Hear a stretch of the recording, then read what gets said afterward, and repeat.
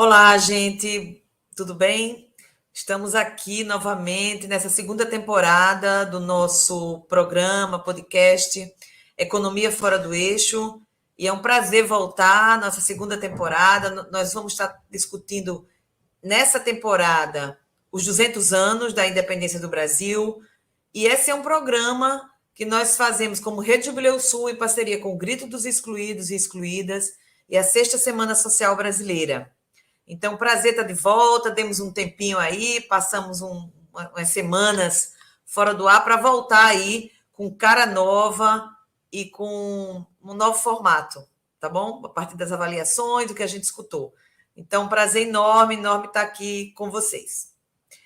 Bom, como a gente já costuma trabalhar aqui, nós vamos começar o nosso programa hoje com uma manchete de jornal que nos impressionou muitíssimo, tá? Vamos ler a primeira notícia. A fome tem gênero. Insegurança financeira reflete diretamente não só na mesa das famílias brasileiras, mas também na saúde física e emocional das mulheres. Realmente essa matéria ela é impressionante. Vamos abrir esse programa com isso hoje, e o tema de hoje é exatamente 200 anos de independência, o Brasil pelos olhares das mulheres negras. Nós temos uma convidada muito especial hoje, que vem lá do Maranhão. A nossa convidada é pedagoga, educadora popular, agente da Comissão Pastoral da Terra, do Regional Maranhão. Ela é membro da Articulação Regional das Pastorais Sociais, do Regional Nordeste 5, e é militante da causa negra. É com prazer que eu chamo aqui a Márcia Palhano para estar com a gente nesse programa. Oi, Márcia. Olá. Oi, Sandra. Olá. Olá a todos os seus ouvintes. É um enorme prazer estar aqui, para a gente trocar essas energias, né? Levo aqui a saudação das energias do Maranhão para todos os ouvintes, né, desse programa. Vamos conversar um pouco sobre essa realidade desafiadora, né, que é a luta pela vida, as causas, né, dos negros e das negras nesse nosso país. Exatamente. Esse mês de julho, né? Nós estamos no mês de julho, e esse mês se transformou em um marco, né, para fortalecer a luta das mulheres negras. No dia 25, nós celebramos o Dia da Mulher Negra Latino-Americana e Caribenha. E no Brasil, celebramos também o Dia Nacional Teresa de Benguela. Essa mulher incrível, que lutou pela independência, lutou contra a escravidão, que viveu em Minas Gerais, ali pelo século XVIII, liderou revoltas pela liberdade, pela liberdade do povo negro, pela dignidade, para sair desse terrível capítulo da nossa história, que é a escravidão, né? E nós, Márcia, vimos aquele também que, nesse ano de 2022, que a gente marca esses 200 anos, né, dessa proclamação da chamada independência, mas, no entanto, a gente viu que dados da Fundação Getúlio Vargas continuam indicando que 47% das mulheres que são chefes de família no Brasil hoje, né, 47% das famílias, não poderão comprar comida para amanhã, não sabe o que é que vão comer amanhã. E a gente sabe que a base da pirâmide social brasileira são as mulheres negras. Então, quando a gente vê um dado desse, que quase metade das mulheres no Brasil não sabe o que é que vão comer amanhã, a gente sabe que essa metade aí também tem cor. E isso é um drama, e tem gênero, né? Porque são as mulheres, né? A ONU também aponta que 70% das mulheres no mundo estão em situação de vulnerabilidade. Vocês imaginam isso? 70% das mulheres no mundo. Então, a gente vê que realmente é um drama a situação das mulheres no Brasil em particular e no mundo, e das mulheres negras, né, especialmente. Eu queria, Márcia, que você comentasse um pouco o que esses números, esse cenário evidenciam que a fome tem cor e tem gênero. O que é que eles revelam? Queria que você comentasse para a gente. Então, Sandra, esses números, infelizmente, trazem a realidade histórica, né, do nosso país, e fortemente os requisitos da colonização sobre corpos negros, né, e de modo bem intenso sobre corpos de mulheres negras, né. Então, a gente precisa dizer dessa realidade e de lamentar, né, que nós estamos aqui com 200 anos ditos de independência, mas a realidade, a violência, né, da construção desse país reflete justamente sobre em que corpos, historicamente, os que sofreram, né, na construção desse país. E continua ainda, né, e aí a gente vê que nós, enquanto mulheres negras, negros e negras nesse país, estamos aí sempre à margem, né, do dito desenvolvimento, do dito crescimento econômico desse país, né? Continuamos ainda aqui, né, carregando nos ombros, nos nossos corpos, nas nossas histórias, né, a violência dessa colonização, os traços dela sobre nossa vida, e o impacto disso, né, do quanto que nós podemos dizer que acessamos ainda o de menos, né, do que é dito de direitos básicos nesse país, né, e esses números refletem essa realidade, né, histórica, massacradora, que é o país, e sobre quem que ele se estabelece, que o Estado, né, a quem que é entregue, e quem que sofre para construir, para alimentar, né, a economia desse país. São corpos negros, né, são esses que estão sendo massacrados historicamente no nosso país. E as mulheres, infelizmente, sofrem ainda mais, né, com essa realidade e com esse não acesso a tanto direito e por essa vida, né, mesmo de luta mesmo para existir, né. Mas quando fala do povo negro, quanto mulher negra, a nossa luta aqui em 200 anos ainda é pelo direito de existir. E isso por si só já é muito violento, né.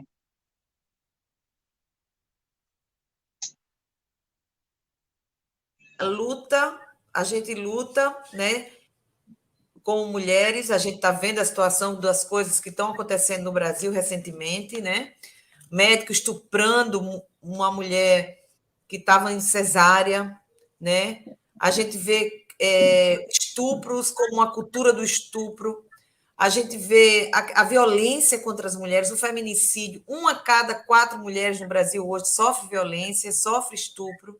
O feminicídio crescente. E é isso. E a situação das mulheres negras, em particular, né, sempre destacar isso, né, Márcia? Porque não é igual. Eu, como mulher branca, Não. não posso dizer que eu sofro preconceito por ser branca, não tem nada a ver. É o preconceito que essa sociedade racista carrega tá assim na cor da pele, no gênero e na classe social também, porque também a gente sabe que é diferente também se você é da elite, se você compõe a elite desse país, né? Mas, Márcia, você vem lá, você é do Maranhão, você vive no Maranhão, você enfrenta o Maranhão, um dos estados onde tem a maior população quilombola do país, né? Um estado negro, um estado que vive ali uma ofensiva tremenda desse modelo de desenvolvimento que, entre aspas, né, desenvolvimento que é baseado exatamente na produção de commodities, na exploração do latifúndio, quer dizer, a mesma coisa que a gente vive nos 500 anos nesse país, e com a independência se aprofunda também esse modelo, porque a independência nossa, que tem 200 anos agora, foi muito feita também para que não fosse feita a abolição da escravatura, que eles adiam por 66 anos. E o Maranhão carrega muito esses resquícios desse período colonial dramático que a gente viveu no Brasil e continua vivendo. Toda hora a gente está vendo aí trabalhos análogos à escravidão em várias partes do país, inclusive nos centros urbanos, em São Paulo, no Rio de Janeiro, em Belo Horizonte, né? Nos centros desenvolvidos, a gente está acompanhando isso também, mas você vive no Maranhão, enfrenta esse conflito da terra, e é nesse contexto que eu queria comentar a segunda notícia do nosso programa de hoje. Isso aí, não filme para não terem problemas. Quilombolas são ameaçados no Maranhão. Isso você deve conhecer muito bem, né, Márcia? Porque essa é a sua realidade concreta no dia a dia do seu trabalho, da sua militância, né? Ou seja, a Justiça Federal, nesse caso aí dessa área, exatamente é Jacarezinho, uma área onde a missão de escuta e denúncia, né, organizada pela Sexta Semana Social Brasileira, ligada à CNBB e os movimentos sociais. Estivemos no Maranhão em maio, nós estivemos nessa comunidade de Jacarezinho, nós vimos o terror em que a população está vivendo lá, em particular as mulheres e as crianças, né? A gente teve um companheiro assassinado em pleno ponto de ônibus, o Edivaldo, né? Que o assassino está preso, mas o mandante até agora ninguém sabe quem foi. E essa coisa, não filmem para não terem problemas. A matéria que está no site do Alma Preta, ela mostra muito bem assim, podem chamar a polícia, porque a gente está certo. Isso, os sojeiros, né? Os capangas dos sojeiros, mas não filmem. Ora, se eles estão certos, por que não podem filmar? Não é verdade? Então, e no caso específico desse território, a Justiça Federal já havia sentenciado a obrigatoriedade do INCRA delimitar o território quilombola, né? E isso não foi feito. A gente está vendo os órgãos federais descumprindo sua função, descumprindo determinações da justiça e ainda faz o processo não caminhar. Eu queria que você, né, essas áreas todas quilombolas são mega ameaçadas naquilo que nós escutamos no Maranhão, a última fronteira agrícola, né, do Cerrado, ali no Maranhão, a gente está vendo que tem enfrentado uma escalada muito grande de violência. Eu queria que você falasse um pouco dessa escalada de violência que está vivendo no Maranhão, o porquê que essa disputa de terra dos quilombolas, nesse contexto aí da última fronteira agrícola, né? Sandra, essa manchete é uma, uma ação do cotidiano da vida de povos e comunidades tradicionais do Maranhão, né? É uma constância, né? Infelizmente, a ameaça a quilombolas do Maranhão, nós estamos aqui em menos de 2 anos com 9 assassinatos de quilombola, né? No Maranhão, assim, e esses números refletem a realidade da ação do Estado até com respeito à garantia e à legitimidade dos direitos de povos e comunidades tradicionais, de quilombolas no Maranhão, né? Então, assim, a gente recebeu recentemente, né, com absurdo, né, o último relatório do INCRA, o seu plano dito de atividades que vai é, garantir, ou pelo menos tem esse papel que deveria ser, que é concluir, né, os relatórios de conclusão, de identificação das áreas quilombolas do Maranhão, e aí eu te digo que pasmam esses números, né, primeiro que estamos falando de conflitos de muitos anos, né, de comunidades esperando, né, que esses relatórios sejam concluídos e que não foram, e aí com possíveis mais 2 anos, 5, até 20 anos de espera. Parece absurdo, mas essa é a realidade de que comunidades quilombolas vivem no Maranhão. Ou seja, estão totalmente entregues aí na mão de latifundiários, de grileiros, de sojeiros, que têm entrado com bastante violência, né, sobre esses territórios, que têm ameaçado vidas e o modo de vida dessas comunidades, né. O território de Jacarezinho é um relato, assim, da omissão mesmo do Estado, da sentença do mesmo sobre a vida desses quilombolas no Maranhão, né, que estão sendo mesmo sentenciados pela não ação do Estado, né, pela omissão, pela concessão de licenças ambientais sobre esses territórios, e aí isso, em consequência disso, nós temos o número do aumento de conflitos no campo do Maranhão, um aumento de 80% no número de assassinatos no campo do Maranhão no ano de 2021, né? A gente tem um histórico que nos últimos 5 anos tivemos 25 assassinatos no campo e não se tem nenhuma punição, não se tem nenhuma investigação, nada concreto com respeito a mandantes e até mesmo os assassinatos, né? O que a gente teve agora, recentemente, foi o caso de Jacarezinho. Mas é preciso dizer que isso também se deu por muita pressão mesmo das comunidades, dos territórios que estão ameaçados, né, e de entidades que acompanham essas lutas, assim. E essa tem sido uma realidade mesmo histórica, né? Então, assim, existe uma forte ação do Estado em investimento de capital que favorece aí ainda mais a ação do agronegócio, né, sobre esses territórios. Aí nós precisamos dizer que esse avanço tem se dado dentro dos biomas Cerrado e Amazônia, e é nesses biomas que tem, né, as riquezas naturais, e são essas identidades que fazem a defesa, né, são esses corpos quilombola, os povos indígenas, as comunidades tradicionais, que têm defendido, né, a natureza, que têm defendido a casa comum, que têm defendido o seu modo de vida contra esse modelo de desenvolvimento aí devastador no Maranhão. A gente pensar, né, Márcia, aquela primeira notícia, né? As mulheres em situação de insegurança alimentar. E a segunda notícia, quer dizer, as comunidades que produzem a comida, que produzem um alimento, que a gente sabe que no Brasil quem produz o alimento é a agricultura familiar, é a agricultura produzida pelos quilombolas, né? Pelos pequenos agricultores, e esses é que estão sendo ameaçados suas terras para a produção de soja, né? O Brasil hoje bate recordes, o Brasil hoje é o maior produtor de grãos do mundo. Se dividisse a produção de grãos pela população brasileira, daria mais de 3 quilos de grão por dia por pessoa, e as pessoas com fome. E aí, quem produz o alimento está sendo varrido da terra para poder colocar soja. É o que a gente presencia no Maranhão de maneira muito forte, na Amazônia como um todo, mas no Maranhão, porque nós estivemos lá recentemente e vimos isso. A situação, as mulheres querem dormir, querem ter paz para poder deitar a cabecinha no travesseiro e conseguir dormir, porque não conseguem.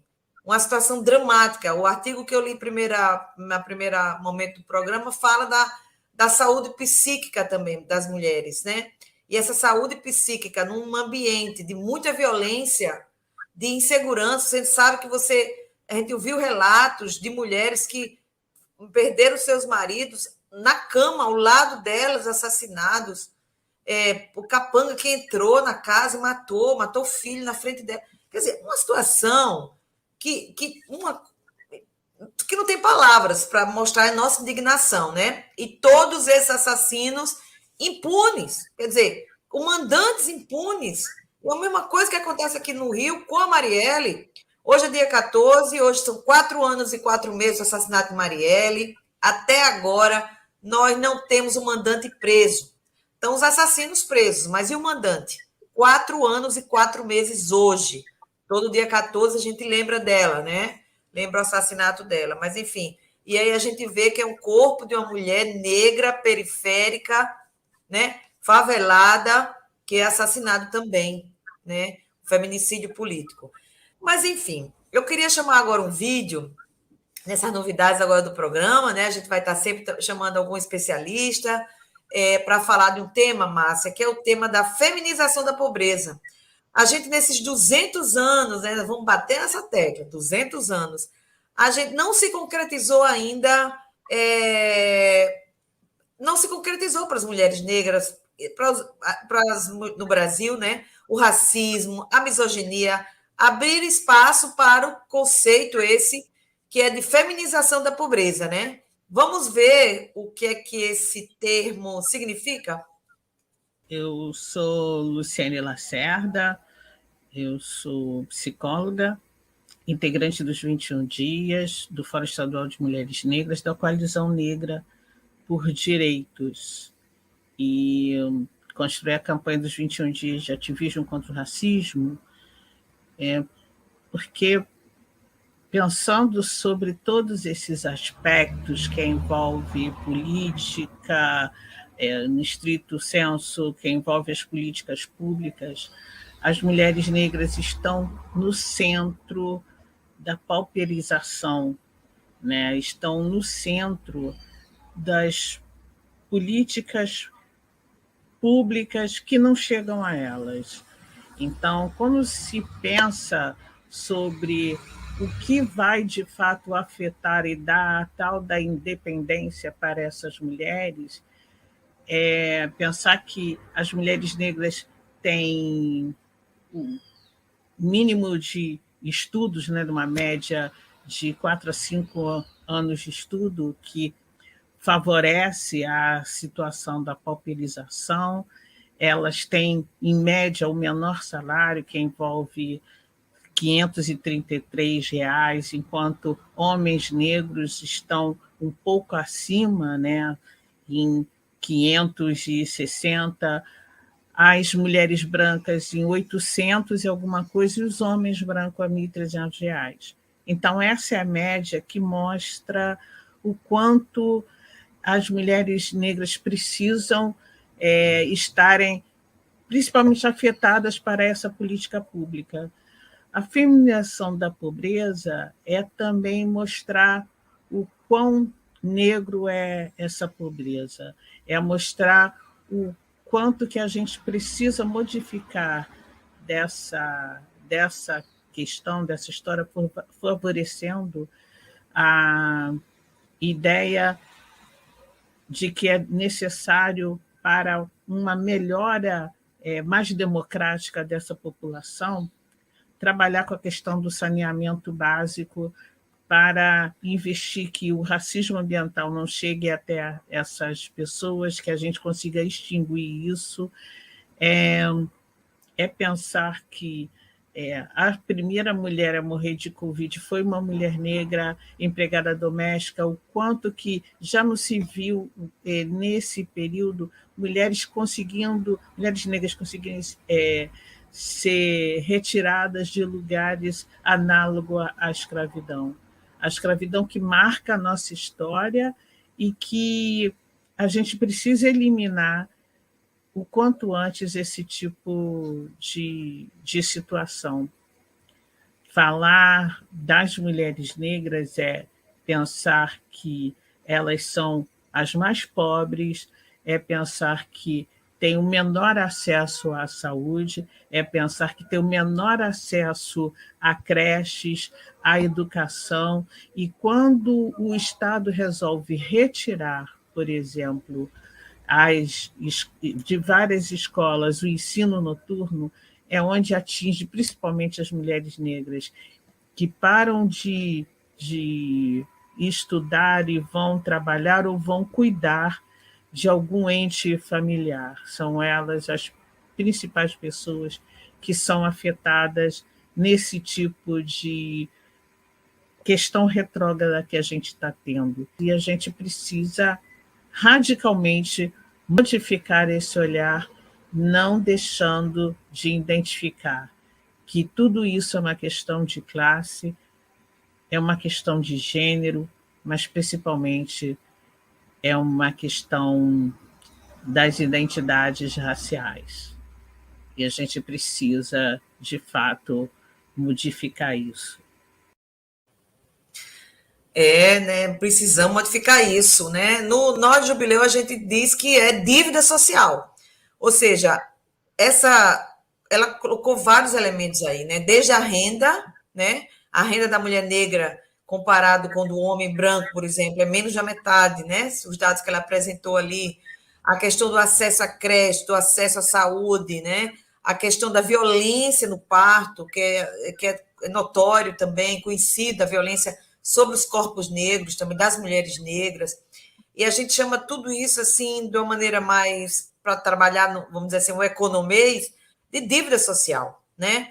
Porque cada criança que não vai para uma creche, que em geral as creches estão localizadas longe, né, do lugar que a mulher precisa que a creche esteja, por exemplo, é uma dívida social com essas mulheres. É uma falta do olhar do Estado sobre essas pessoas, o olhar. E aí o mesmo recurso, Márcia, que poderia ir para uma creche, que poderia ir para uma reforma agrária, que poderia ir para uma escola no campo, poderia moradia no campo, vai para incentivar a implantação de grandes empreendimentos de portos, de rodovias, de ferrovias, né? Por exemplo, a Vale no Maranhão, ela teve um momento da história aqui do Brasil recente que a Vale tinha um cheque especial à disposição dela no BNDES, que podia gastar quando precisasse, depois da crise de 2008. Ou seja, tratamentos muito diferenciados que o Estado dá, né, para quem de fato produz o desenvolvimento, que na nossa leitura são as comunidades tradicionais que conseguem manter a floresta de pé, que conseguem sobreviver, tirar o sustento material dali e etc. Então, e do outro lado, esse desenvolvimento de morte baseado na exportação de commodities, onde a natureza, os seres humanos e etc. são engrenagens que precisam ser destruídas para que possa fluir o trem do tal desenvolvimento. Enfim, muito, muito dura. Mas, Márcia, a gente viu tudo isso na missão que aconteceu em maio, junto com as pastorais sociais, que fazem um trabalho incrível no Maranhão. A gente visitou 5 municípios, inúmeros territórios, escutamos mais de 35 comunidades quilombolas, de toda aquela região ali, né, do Parnaíba. E aí eu queria ouvir de você também como é que está a situação agora. Já tem mais ou menos um mês e meio, o que é que avançou, o que é que não avançou, como é que está a situação dessas comunidades. Jacarezinho, a gente viu que o trator continua por lá, mas e como é que se avalia também a nossa presença aí, com muita gente, né, dando apoio, escutando? Fala um pouco mais aí da situação hoje, como é que está?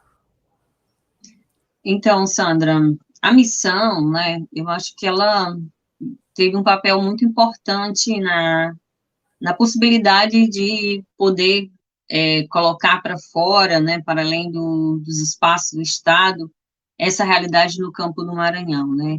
E a missão cumpriu esse papel também de fortalecer para as resistências, né? As comunidades que nós estivemos são comunidades que estão resistindo, né?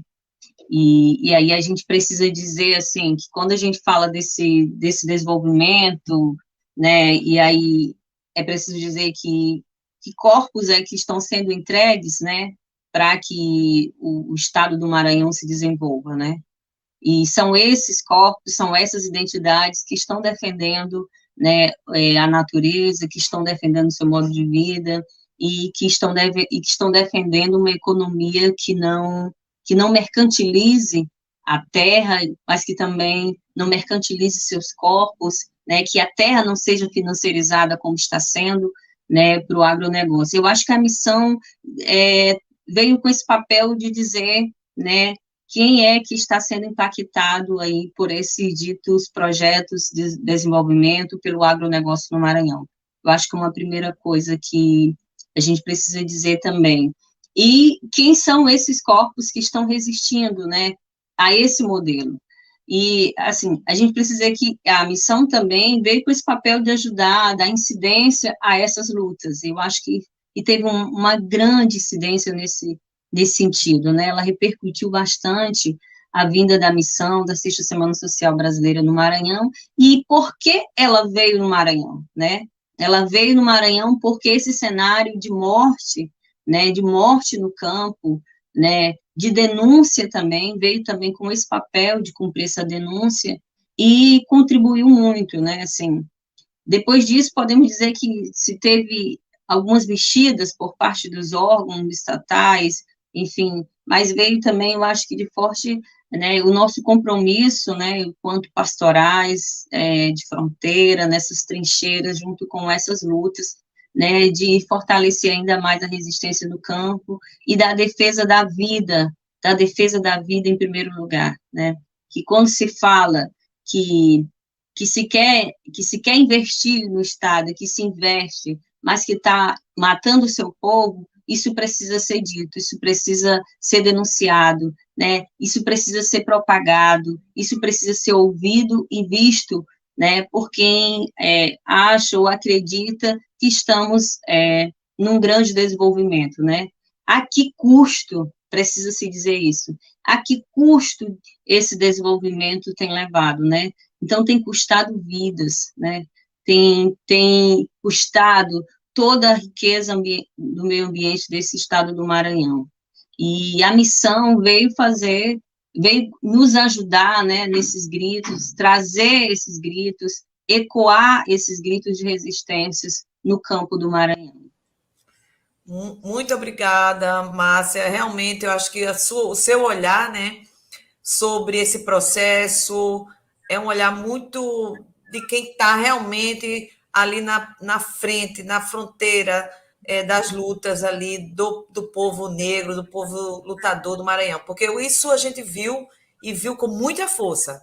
Ninguém está esperando para morrer, não. Está todo mundo lutando pela sua terra, pelo seu território, estão se organizando. A força das comunidades é algo impressionante. Eu acho que a gente não pode deixar de ressaltar isso aqui, porque com a situação que está lá, e o povo continua lutando, continua se organizando, com apoio de várias organizações, mas também do apoio da comunidade, das igrejas e tal, eu acho que isso é fundamental para continuar essa construção dessa independência do que o Brasil tanto precisa, né? Uma independência que venha de baixo para cima, uma independência que, de fato, recupere a história de luta, de força desse povo que manteve os biomas de pé, manteve esse modo de vida que tem uma vinculação muito profunda com a natureza, né? Com o ser humano, com os animais, com as aves, com as plantas, etc. Então, Márcia, eu quero agradecer muito a sua presença aqui, esse nosso programa de hoje, o Brasil pelo olhar das mulheres negras. Eu que agradeço, gratidão pela oportunidade, né, por trazer esse tema tão necessário, né, infelizmente dizer que estamos aqui há 200 anos e ainda estamos lutando pelo direito de existir, né, assim, muito forte essas matérias, enfim, eu acho que isso contribui muito, Sandra, para trazer esse debate para o cotidiano, né, da vida, das lutas, que passa, infelizmente, de forma invisibilizada. Até porque o sistema quer isso mesmo, né? O sistema nos quer calado, nos quer invisível, né? Mas a gente precisa trazer esses debates para o cotidiano como resistência mesmo, porque é resistência mesmo que aqui estamos, mulheres pretas, né?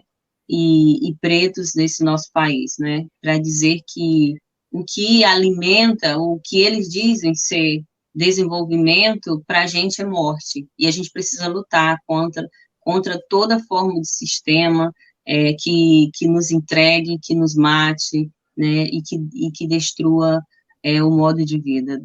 E o bem viver dos povos, para finalizar, é essa resposta, né, a organização, a resistência dos povos, né, o seu modo de viver, o seu pertencimento à terra, e é por isso que estamos aqui resistindo, né, aos nossos, pelos nossos, e para que os nossos continuem a existir. É isso aí. A vida em primeiro lugar, que é o lema do Gritos Excluídos, e pelo bem viver dos povos, que é o lema da Sexta Semana Social Brasileira, e a vida acima da dívida, que é o lema do Jubileu. Então, em todos esses três, nós estamos colocando a vida na centralidade, a vida com dignidade, o bem viver, e agradecer novamente a todo mundo que está aqui nos assistindo, agradecer às entidades membros da Rede Jubileu Sul, agradecer também que vocês compartilhem esse conteúdo, se vocês gostaram, clique, nos sigam nas redes sociais. Se vocês querem conhecer mais sobre a missão ocorrida no Maranhão em maio, é só entrar na página do Jubileu Sul Brasil, na página da Sexta Semana Social Brasileira, vai lá, nos curte, nos siga, e quem sabe a gente vai aumentando cada vez mais essa concepção de que a economia ela está fora do eixo, e que a economia dos povos tradicionais, dos povos preto, dos povos indígenas, essa sim está no eixo, mas vamos em frente e vamos começar essa nova etapa sobre os 200 anos. Nos encontramos no próximo programa sobre os 200 anos, numa perspectiva das crianças e dos adolescentes, para que a gente também possa escutá-los, tá bom? Obrigada, até a próxima.